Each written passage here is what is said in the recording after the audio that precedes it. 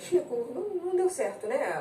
O comando do ministro do Meio Ambiente. O ano passado foi um desastre, gente. Foi um desastre para nós, para o que foi o avanço do desmatamento, o avanço das queimadas e também a falta de conhecimento que ele demonstrou ter em relação ao assunto. Por isso, levar para a vice-presidência é uma boa ideia. Recriar e fortalecer esse conselho que existe desde 95 é importante, porque isso dá novo status e o assunto precisa mesmo de um novo status e uma atenção mais detalhada. Ter vários ministérios participando é bom, porque isso faz com que os assuntos que são correlatos, né, que tem um ministério e tem outro, já se resolve ali, já tem um diálogo, então é uma instância de diálogo.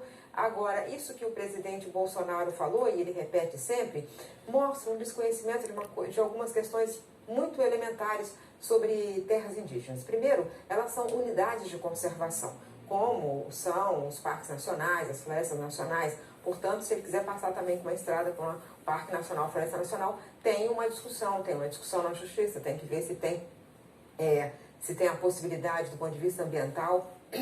Uma outra questão também bem elementar é que terra indígena não é dos índios, terra indígena é da União, e os índios estão lá por decisão da Constituição e das leis do Brasil. Portanto, as leis brasileiras e a Constituição não podem ser abusivas. Não é? Então, tem um problema aí. Se for para esse conselho levar esse tipo de ideologia, aí pode ser até pior.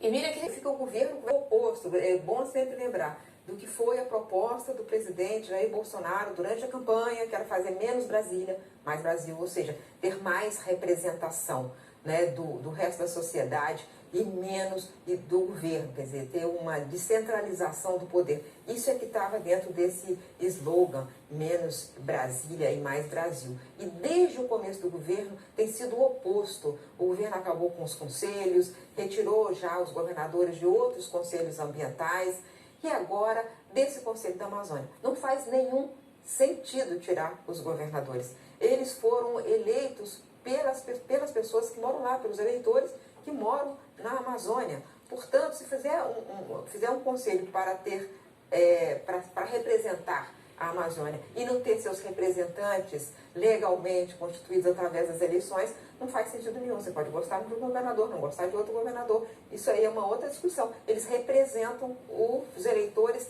daquele estado que majoritariamente escolheram aquele governador. Então, não faz sentido. Isso é um absurdo, é um retrocesso, é um contrassenso e é antidemocrático, principalmente antidemocrático.